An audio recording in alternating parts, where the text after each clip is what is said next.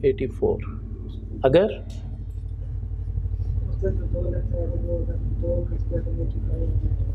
वो एक ही था, दो नहीं थे। वो जो एक की वीडियो होती है ना, वो एक ही होता है। अश्योरेंस, अश्योरेंस की स्पेलिंग मैं भूल गया। सो चैप्टर 13 हमने स्टार्ट किया था। चैप्टर 13 हमने स्टार्ट किया था।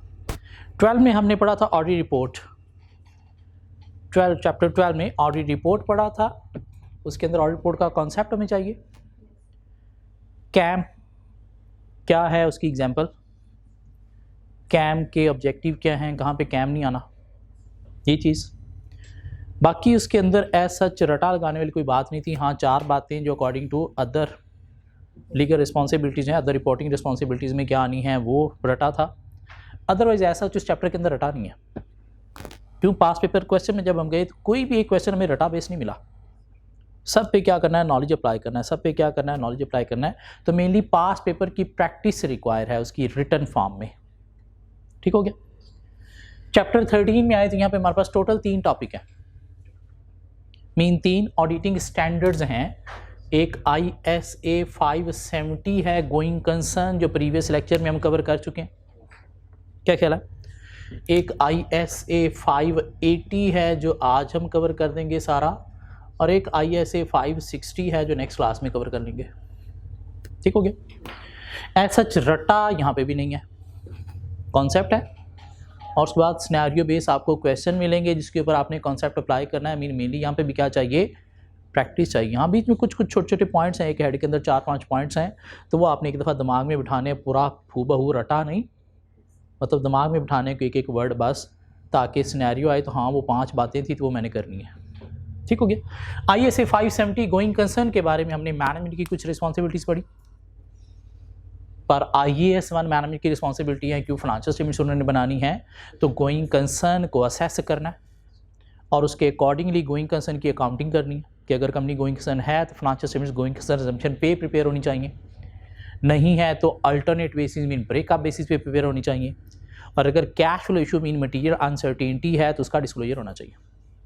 ऑडिटर ने क्या करना है, मैनेजमेंट की ये जो गोइंग कंसर्न असेसमेंट है इसे इवैल्यूएट करना है कि अप्रोप्रिएट है या नहीं, मीन उसके अकॉर्डिंगली फाइनेंशियल स्टेटमेंट्स बनाई हैं तो वाकई जो असेसमेंट उनकी गोइंग कंसर्न है वो ठीक है या नहीं, क्या कहला है।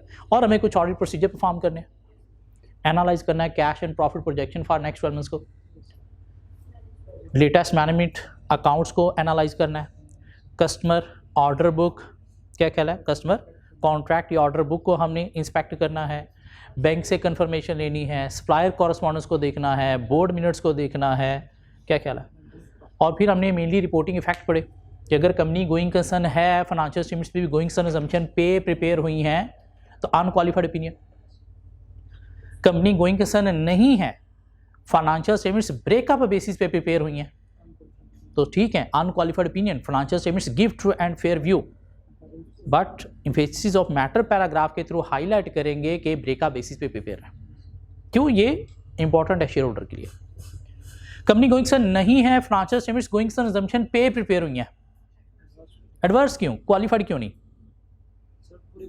क्योंकि मैटर क्या है, परवेसिव है। क्यों? ब्रेकअप में बननी चाहिए थी। ब्रेकअप का मतलब क्या है कि सारे के सारे नॉन करंट एसेट्स आपने करंट शो करने हैं, सारी की सारी लॉन्ग टर्म लायबिलिटीज आपने करंट शो करनी है, तो इसलिए एक आध अकाउंट बैलेंस नहीं, सारे के सारे नॉन करंट एसेट्स, सारी की सारी नॉन करंट लायबिलिटीज गलत हैं, तो इसलिए परवेसिव इफेक्ट की सूरत में एडवर्स ओपिनियन। ठीक हो गया। फिर जो इंपॉर्टेंट बात थी इसके अंदर कि कंपनी में कैश फ्लो इशू है, मीन मटीरियल अनसर्टेनिटी एग्जिस्ट करती है, जो कि पर IAS 1 फाइनेंशियल स्टेटमेंट्स में डिस्क्लोज होनी चाहिए। तो मैडम इन्हें फाइनेंशियल स्टेटमेंट्स बना दी गोइंग कंसर्न पे, मीन ब्रेकअप बेसिस पे नहीं, नॉर्मल, लेकिन ये कैश फ्लो इशू का डिस्क्लोजर दे दिया and auditor is satisfied with this treatment, तो सब कुछ ठीक है, अनक्वालिफाइड ओपिनियन। लेकिन ये जो कैश फ्लो वाला डिस्क्लोजर है इसे हाईलाइट करने के लिए बेसिस ऑफ मैटर नहीं, material uncertainty relating to going concern paragraph use करके। ठीक हो गया। सिर्फ इसी सूरत में ये पैराग्राफ ऑडिट रिपोर्ट में आएगा, वरना कभी नहीं आएगा। सिर्फ इसी सूरत में आएगा, वरना कभी नहीं आएगा। कंपलसरी कंटेंट नहीं है ये ऑडिट रिपोर्ट का। कैश फ्लो का डिस्क्लोजर है तो उसे हाईलाइट करने के लिए पैराग्राफ आएगा, वरना नहीं। ब्रेकअप बेसिस पे फाइनेंशियल स्टेटमेंट्स प्रिपेयर हैं तो उसके लिए मटीरियल अनसर्टेनिटी पैराग्राफ नहीं, एम्फेसिस ऑफ मैटर। ठीक हो गया। और अगर कंपनी में कैश फ्लो इशू है जो फाइनेंशियल स्टेटमेंट्स के अंदर डिस्क्लोज होना चाहिए, मैडम ने फाइनेंशियल स्टेटमेंट्स बनाई लेकिन वो डिस्क्लोज नहीं किया, तो फिर qualified except for material uncertainty paragraph financial statements give and fair. क्या कहला? Except for material uncertainty disclosure financial statements give and fair. अगर ऑडिटर को शक है कि शायद कंपनी के अंदर कैश फ्लो या गोइंग इशू है तो इस शक को कैसे दूर करेगा? प्रोसीजर परफॉर्म करके, एविडेंस लेके। क्या कहला है? फाइनेंशियल स्टेटमेंट्स गोइंग कंजम्पशन पे बनी हुई हैं, लेकिन ऑडिटर को शक है कि शायद कैश फ्लो या गोइंग का इशू है, जो उसे शक को दूर करना चाहिए था प्रोसीजर परफॉर्म करके, एविडेंस लेके, लेकिन वो प्रोसीजर परफॉर्म नहीं कर सका, एविडेंस नहीं ले सका। उसने मैनेजमेंट से कैश एंड प्रॉफिट प्रोजेक्शन मांगी, मैनेजमेंट ने कहा जा भाग जा नहीं है। उसने कहा मुझे अपने latest management account, interim accounts दिखाओ, मैनेजमेंट ने नहीं देखने दिए। उसने कहा मुझे कस्टमर कॉन्ट्रैक्ट ऑर्डर बुक दिखाओ, मैनेजमेंट ने नहीं देखने दी। उसने सोचा मैं बैंक से कन्फर्मेशन लूँ, तो मैनेजमेंट ने बैंक को अलाउ ही नहीं किया किसी कन्फर्मेशन देनी है। क्या ख्याल है? बोर्ड मिनट्स देखने लगे तो वो भी नहीं प्रॉपर आपको दिए गए, तो इसमें स्कोप लिमिटेशन। तो सूरत में फिर आइदर क्वालिफाइड या फिर डिस्क्लेमर ओपिनियन, डिपेंड करता है नेचर पे। कैश फ्लो इशू था तो चलो एक्सेप्ट फॉर दे देंगे, नहीं गोइंग कंसर्न का इशू था तो फिर परवेसिव नेचर थी, डिस्क्लेमर दे देंगे। ठीक हो गया। सो ISA 580 की बात करते हैं। ISA 580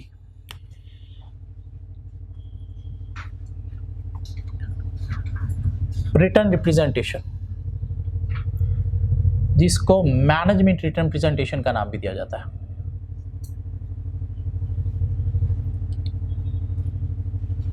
रिटर्न रिप्रेजेंटेशन या मैनेजमेंट रिटर्न रिप्रेजेंटेशन, जिसके ऊपर एग्जामिनर नॉर्मली 2-3 अटेम्प्ट छोड़ के क्वेश्चन टेस्ट करते हैं, और मज़े की बात है कि पिछली 3 अटेम्प्ट से टेस्ट नहीं हुआ। इसमें चांस है कि इस टॉपिक पे कमिंग अटेम्प्ट में क्वेश्चन अपीयर हो सकता है। ठीक हो गया। रिटर्न रिप्रेजेंटेशन का मतलब क्या है? हमने कहीं पे पढ़ा ISA 500, चैप्टर 5 में पढ़ा था, चैप्टर 5 में पढ़ा था ऑडिट एविडेंस। ISA 500 क्या कहता है? An auditor shall obtain sufficient and appropriate audit evidence before expressing the audit opinion. यही बात ISA 700 भी कहता है कि ऑडिट ओपिनियन एक्सप्रेस करने से पहले आपको क्या करने हैं? ऑब्टेन करने हैं sufficient and appropriate audit evidence to base your opinion. ठीक हो गया। सफिशिएंट का मतलब क्या था? Quantity, quantity. Appropriate mean quality, reliability, relevant. ठीक हो गया। अब क्या होता है कि ड्यूरिंग ऑडिट कुछ अकाउंट बैलेंस ऐसे होते हैं फाइनेंशियल स्टेटमेंट्स में जिनसे रिलेटेड हमें सफिशिएंट ऑडिट एविडेंस नहीं मिलते, तो हम तो ओपिनियन देने के फिर काबिल ही नहीं है। क्यों? सफिशिएंट है तो हमें ओपिनियन देनी है, वरना तो फिर डिस्क्लेमर का चांस बनता है। तो अगर कुछ अकाउंट बैलेंस रिलेटेड आपको सफिशिएंट एविडेंस नहीं मिलते, मिलते हैं लेकिन सफिशिएंट नहीं होते, तो आप ऑडिट एविडेंस की सफिशिएंसी को बढ़ाने के लिए मैनेजमेंट से एक एविडेंस रिक्वायर करते हो, जिसे नाम दिया जाता है written representation from management. Management को कहते हो यार इस पेज पे लिख के साइन कर दे कि ये बात वाकई ही ऐसे है और ये फिगर वाकई इतनी बनती है। तो हम क्या करते हैं? उस एविडेंस को अपने एविडेंस के साथ मिला के क्या बना लेते हैं? सफिशिएंट मीन हमें एविडेंस मिल गए। On its on written representation sufficient evidence नहीं है, मीन और एविडेंस है ही नहीं, सिर्फ रिटर्न रिप्रेजेंटेशन है तो ये सफिशिएंट नहीं है। क्यों? जब मैडम ने फाइनेंशियल स्टेटमेंट्स में फिगर लिखी हैं तो पेज पे साइन भी कर देंगे। नहीं, हमने अपने प्रोसीजर परफॉर्म करके भी एविडेंस लेने हैं। जब वो सफिशिएंट नहीं है तो फिर हमने ये रिक्वायर करनी है। क्या कहला है? और अगर हमारे प्रोसीजर परफॉर्म करके कोई एविडेंस मिला ही नहीं या प्रोसीजर हम परफॉर्म ही नहीं कर सके, सिर्फ रिटर्न रिप्रेजेंटेशन है, तो ऑन इट्स ऑन ये सफिशिएंट नहीं है। उस सूरत में स्कोप लिमिटेशन की सूरत में हम ओपिनियन क्वालिफाई करेंगे। मीन सिर्फ रिटर्न रिप्रेजेंटेशन है, अदर एविडेंस है ही नहीं, तो फिर scope limitation. Mean on its on written representation sufficient evidence नहीं है, हमें ऑलवेज साथ corroborative एविडेंस भी ऑब्टेन करने हैं। corroborative कौन से एविडेंस? corroborative evidence. corroborative का मतलब क्या होता है? Extra supporting. Extra supporting mean इस रिटर्न रिप्रेजेंटेशन को सपोर्ट करने के लिए हमारे पास अपने एविडेंस भी होने चाहिए। वो जो अपने एविडेंस है वो क्या है? corroborative है। यहाँ पे मीन सिर्फ रिटर्न रिप्रेजेंटेशन है, corroborative एविडेंस नहीं है, तो स्कोप लिमिटेशन की सूरत में रिपोर्ट क्वालिफाई। क्या कहला है? corroborative एविडेंस है हमारे पास अपने, वो सफिशिएंट नहीं है, हमने मैनेजमेंट से रिटर्न रिप्रेजेंटेशन रिक्वायर की, मैनेजमेंट ने कहा चल जा भाग जा नहीं है। तो वो क्या सफिशिएंट है? नहीं। तो सूरत में भी स्कोप लिमिटेशन की सूरत में रिपोर्ट क्वालिफाई। ठीक हो गया। अब कहता है कि हमारे पास corroborative एविडेंस भी है, मैनिफेस्टेड रिप्रेजेंटेशन भी मिल गई, दोनों हैं, सफिशिएंट हैं, लेकिन दोनों आपस में कॉन्ट्राडिक्टिंग है। हमारे एविडेंस कुछ और कह रहे हैं, मैनमी ने कुछ और लिख के दिया। तो कौन सफिशिएंट है? क्या आप डिसाइड कर सकते हैं कौन ठीक है कौन गलत है? क्यों ना तो वो सफिशिएंट है कि हम डिसाइड कर सकें कि सही है गलत है, ना रिटन रिप्रेजेंटेशन सफिशिएंट है कि हम डिसाइड कर सकें ठीक है ये गलत है। तो उस सूरत में भी स्कोप लिमिटेशन की सूरत में report qualify. I am repeating once again कि हमारे एविडेंस और रिटन रिप्रेजेंटेशन आपस में कॉन्ट्राडिक्टिंग है। ठीक है, तो कौन सही है कौन गलत है हम डिसाइड नहीं कर सकते। क्यों? ना तो ये ऑन इट्स ऑन सफिशिएंट है, ना ही ये ऑन इट्स ऑन सफिशिएंट है कि हम सही गलत डिसाइड कर सकें। तो सूरत में भी स्कोप लिमिटेशन। ठीक हो गया। सिर्फ रिटन रिप्रेजेंटेशन है, अदर एविडेंस नहीं है, तो स्कोप लिमिटेशन। अदर हैं, मैनमी ने रिटन रिप्रेजेंटेशन से इनकार कर दिया, नहीं मिली, तो स्कोप लिमिटेशन। दोनों हैं आपस में कॉन्ट्राडिक्टिंग हैं, तो फिर भी स्कोप लिमिटेशन। हाँ, दोनों हैं, सेम है, सेम बातें हैं उनके अंदर, तो फिर सफिशिएंट है जिसकी बेस पर हम डिसाइड कर सकते हैं कि इधर ये अकाउंट बैलेंस ठीक है, ये गलत है। ये बात समझ आ गई? ओके। अब कहते हैं क्या हम हर अकाउंट बैलेंस से रिलेटेड रिटन रिप्रेजेंटेशन रिक्वायर करेंगे? कहते नहीं। दो तरह के मैटर्स ऐसे हैं फाइनेंशियल स्टेटमेंट्स के अंदर जिनसे रिलेटेड हमें रिटन रिप्रेजेंटेशन रिक्वायर करना होती है। एक है matter known only to management, matters known only to management, और दूसरे हैं मैटर्स इन्वॉल्विंग जजमेंट या एस्टिमेट इन मेजरमेंट। दो तरह के मैटर हैं जिनसे रिलेटेड हमें रिटन प्रेजेंटेशन लेना होती है, matters known only to management and matters involving judgement estimate in measurement. Mean financial statements के अंदर कुछ मैटर्स, कुछ अकाउंट बैलेंस ऐसे होते हैं जिनकी फिगर एस्टिमेट जजमेंट की बेस पर लिखी जाती है, और वो एस्टिमेट जजमेंट किसकी होती है? कंपनी की, मैनेजमेंट की। कुछ एग्जांपल दोगे मुझे? प्रोविजंस, डेप्रिसिएशन रेट कितना होना चाहिए, स्क्रैप वैल्यू क्या होनी चाहिए, यूजफुल लाइफ क्या होनी चाहिए, क्या ख्याल है?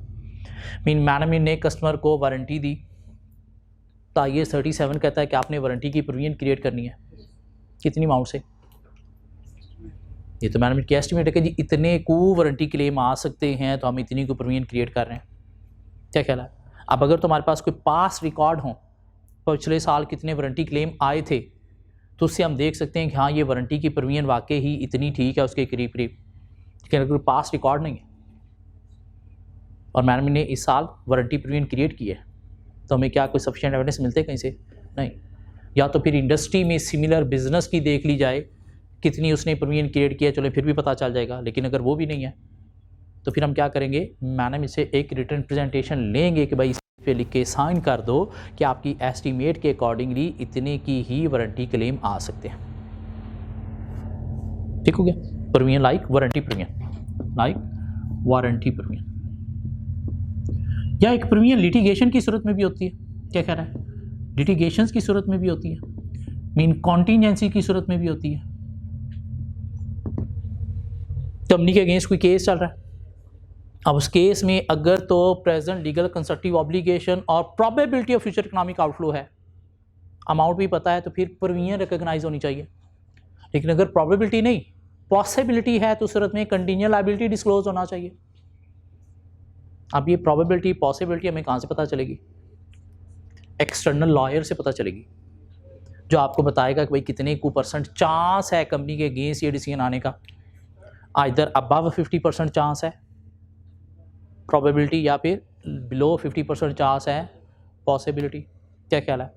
तो हम उसकी बेस पर तो डिसाइड कर सकते हैं, मीन हमें सफिशिएंट एविडेंस मिल जाएगा। लेकिन अगर एक्सटर्नल लॉयर से कोई ऐसी बात नहीं पता चली, वो कहते हैं जी हम अभी कुछ नहीं कह सकते, इसमें हमें सफिशिएंट एविडेंस नहीं मिले, तो क्या करेंगे? मैनेजमेंट से एक रिटन प्रेजेंटेशन लेंगे कि आपकी जो एस्टीमेट है या जो असेसमेंट है वो वाकई ही यही बात कह रही है जिसकी आपने अकाउंटिंग की है, क्यों मैनेजमेंट की कोशिश होगी इस सूरत में प्रीमियम रिकॉग्नाइज ना की जाए, कंटिजेंट लायबिलिटी डिस्क्लोज की जाए। क्यों? प्रीमियम रिकॉग्नाइज करने से प्रॉफिट भी कम होता है, लायबिलिटीज भी ज़्यादा होती हैं, फाइनेंशियल पोजीशन भी अफेक्ट होती है। तो इसलिए हम क्या करेंगे, मैनेजमेंट से एक रिटर्न प्रेजेंटेशन लेंगे, किस पेज पे लिख के साइन कर दो कि आपकी एस्टीमेट के अकॉर्डिंगली प्रोबेबिलिटी नहीं पॉसिबिलिटी ही है और कंटिजेंट लायबिलिटी डिस्क्लोजर ही रिक्वायर है, प्रीमियम नहीं रिक्वायर। क्यों? मैनेजमेंट की जजमेंट एस्टीमेट इन्वॉल्व है। क्या कह रहा है उससे? डेप्रिसिएशन रेट 10% मीन एसेट 10 साल चलेगा, 20% 5 साल चलेगा। क्या कह रहा है? 25% 4 साल चलेगा। अगर तो कोई पास रिकॉर्ड में ऐसा एसेट हो तो देख लेंगे कितने साल चला था, या किसी एक्सपर्ट से ओपिनियन ले लेंगे, भाई बता कितनी लाइफ है, फिर चलो सफिशिएंट एविडेंस मिल गया। लेकिन अगर कोई पास रिकॉर्ड नहीं है, ना ही कोई एक्सपर्ट ओपिनियन हमें मिली, तो फिर सफिशिएंट एविडेंस नहीं मिले तो सूरत में हम रिटर्न प्रेजेंटेशन मैनेजमेंट से लेंगे। मीन अगर सफिशिएंट मिल गए तो ठीक है, फिर ज़रूरत नहीं है। लेकिन अगर सफिशिएंट नहीं मिले, एक्सटर्नल कोई नहीं मिले, तो फिर हम रिटर्न प्रेजेंटेशन लेंगे, किस पेज पर लिख के साइन कर दो कि एसेट वाकई ही 4 साल ही चलेगा। ठीक है, matters involving judgement estimate in measurement, जिनसे रिलेटेड हमें एक return presentation from management require करना होती है। और पिछले चैप्टर 12 में की प्रैक्टिस में हमने शायद कहीं पे एक दो जगह पे प्रोविजन के केस में स्पेशली बात की थी, प्रोसीजर में obtain return presentation from management. अब आके क्लियर हो गया वो, ठीक हो गया। कहते हैं कुछ मैटर्स फाइनेंशियल स्टेटमेंट्स में ऐसे होते हैं जो नॉन ओनली टू मैनेजमेंट है, मीन कंपनी की मैनेजमेंट के नॉलेज में होते हैं, हमारे नॉलेज में ड्यूरिंग ऑडिट नहीं आते। क्यों? या तो वो ईयर एंड के बाद वाले इवेंट होते हैं, या कुछ इवेंट ऐसे होते हैं जो फाइनेंशियल स्टेटमेंट्स के अंदर उनकी अकाउंटिंग ही नहीं होती तो हमारे सामने नहीं आते। तो उनसे रिलेटेड हमें हर ऑडिट के एंड पे कंपल्सरी रिटर्न प्रेजेंटेशन लेना ही लेना होती है। क्या है वो मैटर जिनसे रिलेटेड हमें हर ऑडिट के एंड पे कंपल्सरी रिटर्न प्रेजेंटेशन लेना ही लेना होती है? एक मैटर है उसमें रिलेटेड पार्टी ट्रांजैक्शंस।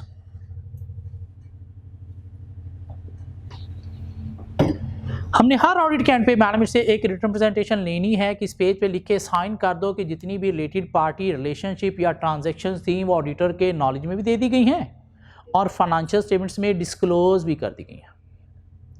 कौन कहता है? एक स्टैंडर्ड है ISA 550, वो ये कहता है कि आपने हर ऑडिट के एंड पे रिलेटेड पार्टी से रिलेटेड एक रिटर्न प्रेजेंटेशन लेना ही लेना है, जो हमने चैप्टर 10 में पढ़ा है। रिलेटेड पार्टी पढ़ा आपने? क्या ख्याल है? उसके प्रोसीजर में ये बात थी, ठीक हो गया। इसके अलावा क्या है? Matters known only to management, कहता है जी लॉ एंड रेगुलेशंस कि नॉन कंप्लायंस से रिलेटेड भी हमने रिटर्न प्रेजेंटेशन मैनेजमेंट से हर ऑडिट के एंड पे लेनी है कि इस पेज पे लिख के साइन कर दो कि अगर कोई लॉ रेगुलेशंस की नॉन कंप्लायंस थी तो ऑडिटर के नॉलेज में भी दे दी गई है, और रिलेटेड फाइनेंशियल स्टेटमेंट्स में अगर कोई अकाउंटिंग या डिस्क्लोजर रिक्वायर था तो वो भी आपने प्रोवाइड कर दिया। कौन कहता है? एक ISA 250 कहता है कि आपने हर ऑडिट के एंड पे ये भी एक return presentation from management require करनी है, ठीक हो गया। इसके अलावा क्या हो सकते हैं? Matters known only to management, fraud. हर ऑडिट के एंड पे हमने मैनेजमेंट से एक रिटर्न प्रेजेंटेशन लेनी है कि इस पेज पे लिख के साइन कर दो कि अगर कोई फ्रॉड रिस्क फैक्टर था या कोई सस्पेक्टेड फ्रॉड था तो आपने ऑडिटर के नॉलेज में भी दे दिया है और उसके अकॉर्डिंगली फाइनेंशियल स्टेटमेंट्स को भी आपने एडजस्ट कर दिया।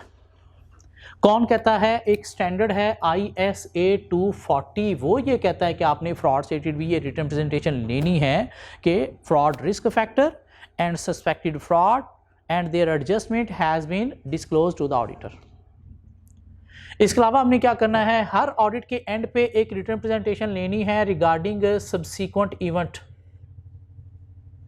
Subsequent event mean post balance sheet event. Management को कहना है कि इस पेज पे लिख के साइन कर दो कि अगर कोई post balance sheet adjusting events थे तो that has been adjusted to the financial statements and not adjusted has been disclosed in the financial statement. कौन कहता है? ISA 560 कहता है कि आपने हर ऑडिट के एंड पे ये भी एक रिटर्न प्रेजेंटेशन मैनेजमेंट से रिक्वायर करनी है, ठीक हो गया। इसके अलावा क्या है? Matter known only to management, estimate कि फाइनेंशियल स्टेटमेंट्स में कुछ फिगर मैनेजमेंट की एस्टीमेट बेस पे लिखी जाती हैं। तो एक स्टैंडर्ड है ISA 540, वो कहता है कि आपने हर ऑडिट के एंड पे मैनेजमेंट से एक रिटर्न प्रेजेंटेशन लेनी है कि इस पेज पे लिख के साइन कर दो कि जितनी भी फिगर एस्टीमेट बेस्ड थी वो एस्टीमेट रीजनेबल थे। ठीक है, ये मैनेजमेंट से लिखवा लेना है कि that all estimates judgements made by management are reasonable. ठीक हो गया। इसके अलावा हमने हर ऑडिट के एंड पे एक रिटर्न प्रेजेंटेशन लेनी है रिगार्डिंग अनकरेक्टेड मिसस्टेटमेंट्स। कौन सी मिसस्टेटमेंट्स? Uncorrected misstatements. कौन कहता है? ISA 450 कहता है कि आपने हर ऑडिट के एंड पे मैनेजमेंट से एक रिटर्न प्रेजेंटेशन लेनी है कि अगर फाइनेंशियल स्टेटमेंट्स में कोई मिस स्टेटमेंट अनकरेक्टेड हैं तो that are not material, mean that are immaterial. Mean material नहीं है, अनकरेक्टेड मिस स्टेटमेंट्स हैं तो वो क्या है? Immaterial, mean not material. इसके अलावा हमने क्या करना है, हर ऑडिट के एंड पे मैनेजमेंट से एक रिटर्न प्रेजेंटेशन लेनी है रिगार्डिंग लिटिगेशंस भी, कि अगर कंपनी की कोई भी लिटिगेशंस थी जिसमें कंपनी इन्वॉल्व है तो वो ऑडिटर के नॉलेज में भी दे दी गई हैं और फाइनेंशियल स्टेटमेंट्स में अकाउंट फार भी कर दी गई हैं, मीन उसकी अकाउंटिंग भी हो गई है। एक रिटर्न प्रेजेंटेशन हमने और हर ऑडिट के एंड पे लेनी है रिगार्डिंग मैनेजमेंट रिस्पॉन्सिबिलिटीज, कि इस पेज पे लिख के साइन कर दो कि आपने अपनी रिस्पॉन्सिबिलिटीज फुलफिल की हैं regarding preparation of financial statements, implementation of internal control system, providing all information to the auditor and providing unrestricted access to auditor. तो ये क्या है? Matter known only to management, जिनसे रिलेटेड हमें हर ऑडिट के एंड पे before signing the audit report कोशिश करनी है ऑडिट रिपोर्ट साइन करने से एक दिन पहले हमने ये चीज़ें लेनी है। कि उससे पहले ले लेंगे तो ऑडिट रिपोर्ट और उस डेट के बीच में अगर कोई इवेंट अराइज हुए तो फिर उनकी रिटर्न प्रेजेंटेशन रह जाएंगी। इसलिए कब लेनी है? At end of audit, before signing audit report, mean एक दिन पहले हमने ये सारी रिटर्न प्रेजेंटेशन उनसे साइन करवानी है। फिर हमारे वर्किंग पेपर के एविडेंस कंप्लीट होंगे, फिर हम ऑडिट रिपोर्ट साइन करेंगे। इनके बिना हमारे पास सफिशिएंट एप्रोप्रिएट ऑडिट एविडेंस नहीं आते, मीन ये कंपल्सरी हैं। रिलेटेड पार्टी से रिलेटेड, लॉ रेगुलेशन की नॉन कंप्लायंस से related, fraud risk factor suspected fraud से related, post balance sheet adjusting non adjusting event से रिलेटेड, एस्टीमेट की रीजनेबलनेस से related, uncorrected misstatements are immaterial, litigations and management responsibilities. ये standard के नाम आपको याद करने की ज़रूरत नहीं है फाइनल में जाके याद करोगे, बल्कि जाके वहाँ पे सारे स्टैंडर्ड पढ़ोगे। यहाँ पे हम ये स्टैंडर्ड पढ़ चुके हैं चैप्टर 10 में रिलेटेड पार्टी प्रोसीजर्स, ये स्टैंडर्ड हमने कल पढ़ना है बाकी आपके कैफ के सिलेबस में नहीं है, फाइनल में जाके पढ़ोगे। सो क्या पढ़ लिया हमने सर? ड्यूरिंग ऑडिट कुछ अकाउंट बैलेंसेस ऐसे हैं जिनसे रिलेटेड हमें सफिशिएंट एविडेंस नहीं मिलते, तो ऑडिट एविडेंस की सफिशिएंसी को बढ़ाने के लिए हम मैनेजमेंट से रिटर्न प्रेजेंटेशन रिक्वायर करते हैं, but on its own they are not sufficient evidence. Auditor should always obtain cooperative evidence, mean अपने प्रोसीजर परफॉर्म करके भी एविडेंस लेने हैं। हाँ, जब वो सफिशिएंट नहीं है तो ये लेना है, अगर वो सफिशिएंट मिल गए तो फिर इसकी ज़रूरत नहीं है।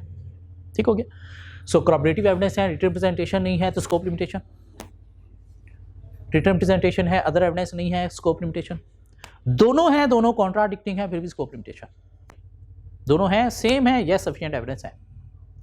दो तरह के मैटर्स से हमें रिटर्न प्रेजेंटेशन लेना होती है, मैटर्स इन्वॉल्विंग जजमेंट एस्टीमेट और matters known only to management. और वो क्या है? ये मैटर्स हैं जिनसे रिलेटेड हर ऑडिट के एंड पे कंपल्सरी रिटर्न प्रेजेंटेशन लेना ही लेना है। ठीक हो गया। सो ये 5-6 वर्ड्स आपको बेसिकली लर्न करने हैं, बाकी सिनेरियो इनके अकॉर्डिंगली टैकल हो जाएगा। रिटर्न प्रेजेंटेशन किसकी तरफ से किसको है? रिटर्न प्रेजेंटेशन कौन दे रहा है? मैनेजमेंट दे रही है, क्लाइंट मैनेजमेंट दे रही है किसको? To auditor as a evidence. क्या ख्याल है? एज ए एविडेंस लिख के दे रही है कि हाँ ये बात ऐसे ही है। क्या ख्याल है? लेकिन इंटरेस्टिंगली इसकी वर्डिंग ऑडिटर लिखता है, इसकी वर्डिंग ऑडिटर लिखता है कि चल भी ये साइन कर, तो मैनेजमेंट साइन करने से इनकार भी कर सकती है। क्या ख्याल है? If management deny to provide return representation. मैंने ने कहा चल भाग जा, इतना वेला हमें समझा हुआ है, इतना मामू हमें समझा हुआ है कि हम तेरी रिटर्न रिप्रेजेंटेशन ये साइन कर देंगे, चल निकल, हमने नहीं साइन करनी, ज़रूरत नहीं है इसकी, बस तूने प्रोसीजर परफॉर्म कर लिया, एविडेंस ले लिया, 4 रिपोर्ट दे, निकल, हमें नहीं तुम्हारी ज़रूरत आगे। इनकार कर सकती, तो क्या करेंगे? Alternative wording. हो सकता है उनको वर्डिंग पसंद ना आई हो, हमने वर्डिंग क्योंकि ऐसी लिख दी हो, बेचारों को चुभ गई हो, कुछ सच्ची बातें आपने ज़्यादा कर दी और सच्ची बातें कड़वी भी होती हैं, क्या ख्याल है? तो क्या करना है, हमने एग्री करना है through alternative wording.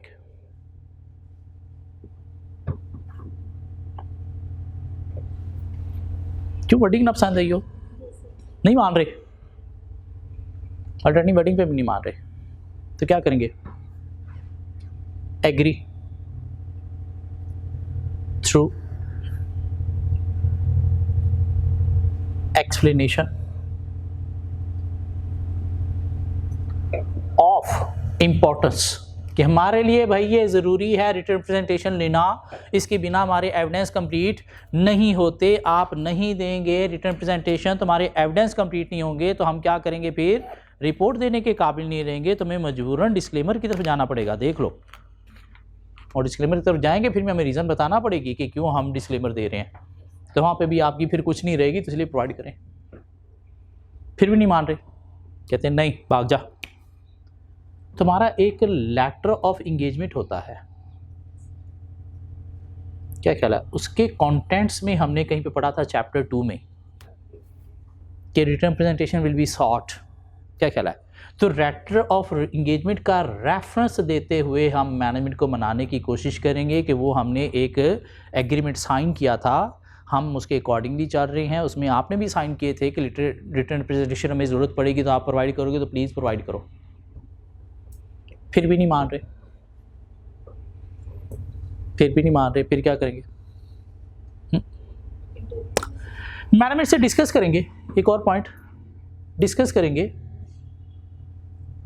Of ऑरल discussion, कि हम क्या करते हैं, किसी मीटिंग में आके, एक मीटिंग में आके आपसे ये बातें जो हैं वो ऑरल डिस्कस कर लेते हैं, और उस मीटिंग के मिनट्स हम जो है वो अपने पास एज ए रिटर्न प्रेजेंटेशन ले लेंगे, क्या कह रहा, क्या कर लेंगे? फिर मिनट्स ऑफ मीटिंग जो है वो रिकॉर्ड करके हम उसे एज ए रिप्रेजेंटेशन ले लेंगे, फिर भी नहीं मानेंगे। फिर इंटेग्रिटी ऑफ मैनेजमेंट जो है वो हमें असेस करने की ज़रूरत है। मीन शायद डाउटफुल है, कोई मसला है जो ये इतना मनाने के बावजूद नहीं मान रहे, ना अल्टरनेटिव वर्डिंग से मान रहे हैं, ना इंपॉर्टेंस एक्सप्लेन करने से मान रहे हैं, ना लेटर ऑफ इंगेजमेंट से मान रहे हैं, ना ओरल पे आ रहे हैं, मीटिंग में भी नहीं आ रहे। दिस मीन इनकी इंटेग्रिटी डाउटफुल है, इनका मसला है, कोई दिमागी मसला है। दिस मीन जो अदर इन्होंने हमें कोई एविडेंस दिए हैं वो भी फिर मसला हो सकते हैं। और अगर इंटेग्रिटी डाउटफुल है तो उस सूरत में हमें क्या करना चाहिए? Withdraw from engagement. लेकिन अगर लीगल ड्यूटी है कि आपने रिपोर्ट मस्त देनी है तो फिर qualified or disclaimer, qualified or disclaimer. क्यों? अगर एक आध रिप्रेजेंटेशन नहीं मिली तो फिर क्वालिफाइड क्या कहला है? Due to scope limitation.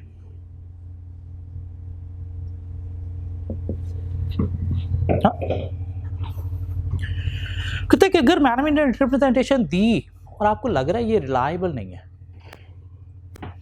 Mean doubts हैं उसकी रिलायबिलिटी से रिलेटेड, तो फिर आपने क्या करना है? मैटर डिस्कस करना है 2 चार्ज गवर्नेंस मैनेजमेंट के साथ। कुछ फर्दर हमने उस एरिया से रिलेटेड और प्रोसीजर्स भी परफॉर्म करने हैं। क्यों? डाउट्स तो आपको तभी आएंगे ना जब आपके पास प्रॉपर एविडेंस नहीं थे। Fraud risk factor relating to that area हमने दोबारा से असेस करना है। मैनेजमेंट की इंटेग्रिटी को हमने असेस करना है और फिर देखना है कि अगर वाकई इंटेग्रिटी डाउटफुल है तो फिर विड्रॉ फ्रॉम एंगेजमेंट पे जाना है। ये कोई 4-5 पॉइंट शायद ये भी दिए गए हैं। सेकंड पेज जो है ISA 580 का, उसमें देखिएगा 2 हेड दिए गए। एक में अगर रिटन प्रेजेंटेशन देने से इनकार कर दिया, और दूसरा अगर रिलायबिलिटी जो है वो डाउटफुल है रिगार्डिंग रिटन प्रेजेंटेशन। जी, तो लर्न क्या करना है हमने? ये लर्न करने हैं 6-7 वर्ड जिनसे हमें रिटन प्रेजेंटेशन चाहिए होती है। ये पढ़ के एक दफ़ा खुद से 4-5 पॉइंट बना के लिख लेने हैं, और रिलायबिलिटी ऑफ रिटन प्रेजेंटेशन अगर डाउटफुल है तो 4 पॉइंट वो लर्न करने हैं। ठीक हो गया? उसके बाद हम आगे प्रैक्टिस क्वेश्चन, अगर हम प्रैक्टिस क्वेश्चन को देखें, चैप्टर 13 के प्रैक्टिस क्वेश्चन में अगर हम आए,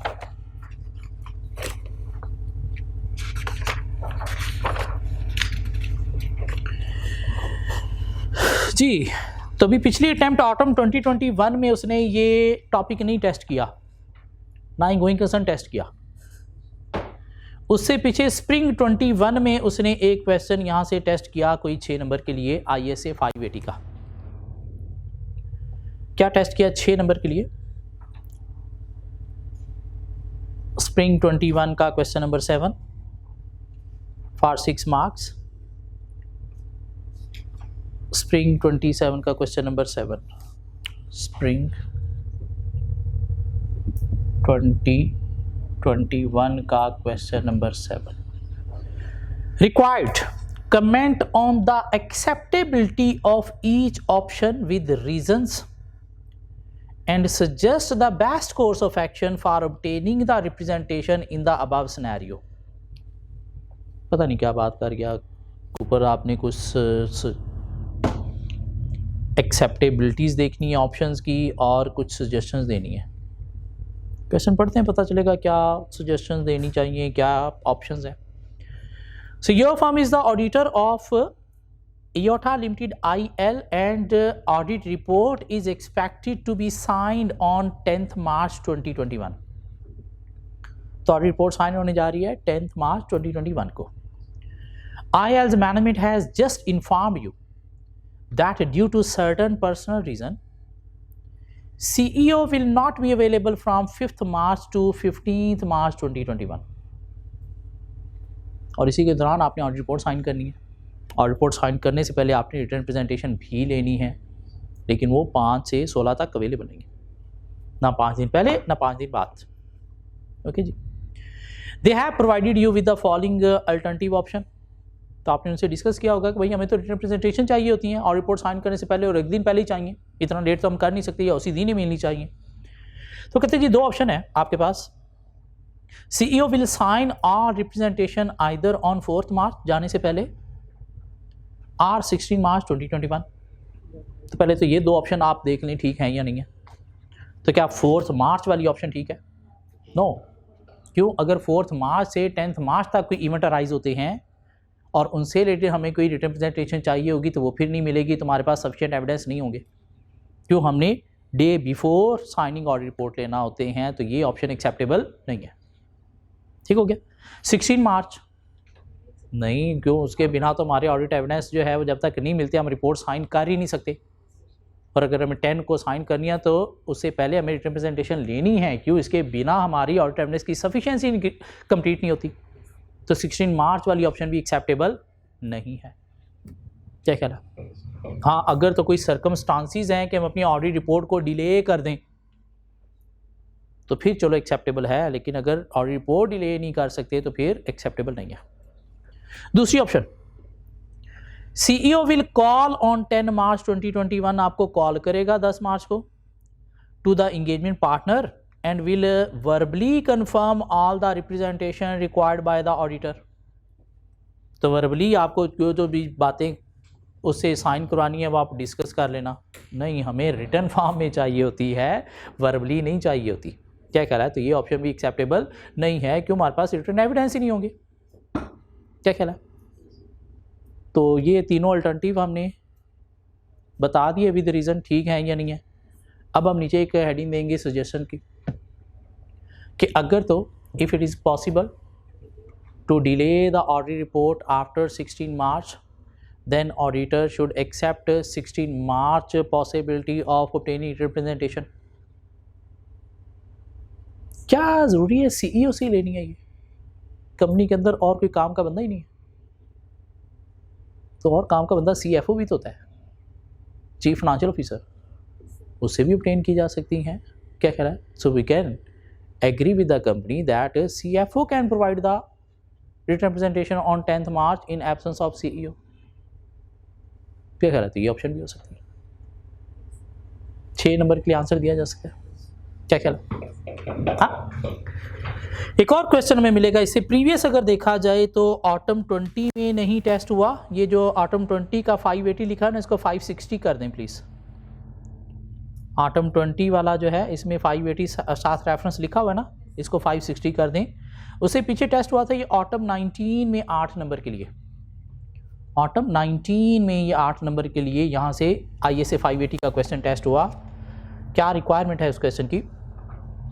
Discuss whether it would be necessary to obtain management representation in respect of above matter। ऊपर आपको शायद 1 2 3 4 4 मैटर नज़र आ रहे हैं, तो आपने चारों को बारी बारी पकड़ना है और बात करनी है कि स्टेटेड हमें रिटन रिप्रेजेंटेशन चाहिए या नहीं चाहिए, और विद रीज़न बताना है, चाहिए भी तो क्यों, नहीं चाहिए तो भी क्यों, और क्या चाहिए वो थोड़ा सा बात भी करनी कौन सी चाहिए। हाँ, उसमें इन बातों को माइंड में रखना है। ठीक हो गया? आ जाए। You are the manager of Saba and Company, chartered accountants responsible for the audit of Tiger Limited. While reviewing the draft financial statements and the working paper file, following matters have come to your attention. Number 1, no subsequent events were identified. कोई subsequent event हमें identify नहीं हुआ, तो क्या हमें written presentation चाहिए इस matter के लिए या नहीं चाहिए? चाहिए हमें। At the end of all audit हमें क्या चाहिए? Written presentation from management that all adjusting events has been adjusted to the financial statements and non adjusting have been disclosed to the financial statement. Next, number 2, during the stock count certain items were physically present but were not appearing in stock sheet provided by TL। Mean store के अंदर चीजें पड़ी हैं लेकिन stock count sheets के ऊपर नहीं लिखी गई। The management informed you that these items were sold but were not dispatched upon customer request। कि सेल हो चुकी हैं लेकिन कस्टमर ने कहा अभी मुझे भेजनी नहीं है, तो इसलिए हमने स्टॉक में भी इनको नहीं लिखा क्योंकि ये स्टॉक हमारा है ही नहीं, ये तो सेल हो चुका है, हम सेल रिकॉर्ड कर चुके हैं। क्या कह रहा? तो क्या हमें इस चीज़ से रिप्रेजेंटेशन चाहिए? नहीं, इसको तो हमें अल्टरनेटिव प्रोसीजर्स के थ्रू वेरीफाई करना है। क्या ख्याल है कि वाकई आइटम सेल हो चुकी हैं? कैसे वेरीफाई करना है? कस्टमर से कंफर्मेशन के थ्रू या फिर सेल ऑर्डर के थ्रू, या फिर सेल ऑर्डर के थ्रू। क्या ख्याल है? या फिर रिकॉर्ड के through that sale has been recorded properly. हाँ, ये बात की जा सकती है। तो रिटन प्रेजेंटेशन यहाँ पे नहीं चाहिए। क्यों? Matter non involving judgement estimate भी नहीं है, और दूसरा इनमें से कोई बात बनती है।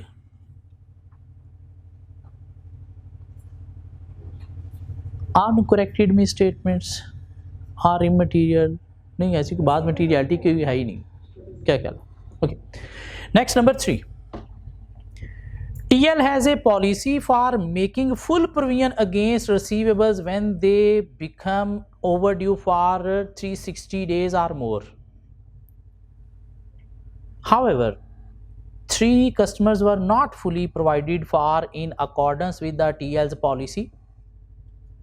The management contended that they are rigorously following up with these parties and are confident to recover the outstanding balance very soon।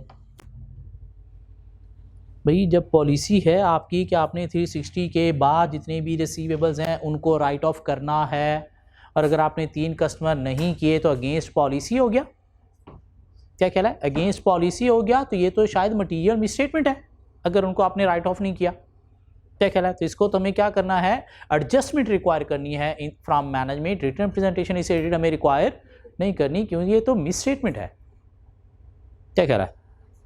हाँ, हमें यहाँ पे एक बात ये पता चली कि कंपनी शायद पॉलिसीज़ को प्रॉपर्ली फॉलो नहीं कर रही। क्या कह रहा है? या हो सकता है शायद एस्टीमेट कंपनी ने चेंज कर दिया हो, तो ये हमने एक रिटन प्रेजेंटेशन लेनी है कि that company's estimates are reasonable and properly disclosed. ठीक हो गया, इस मैटर से हमें रिटन प्रेजेंटेशन नहीं चाहिए। Number 4, there was only one litigation pending against the company which has appropriately been disclosed in the financial statement. Yes, litigation का chance है तो हमें रिटर्न प्रेजेंटेशन मैनेजमेंट से चाहिए that all litigations have been disclosed to the auditor and properly accounted for in the financial statement. क्या ख्याल है? ये 2 क्वेश्चन नेक्स्ट क्लास तक कोशिश करनी है, हाथ से अटेम्प्ट करनी है। होपफुली नेक्स्ट क्लास में कुछ नए टॉपिक के साथ मिलेंगे।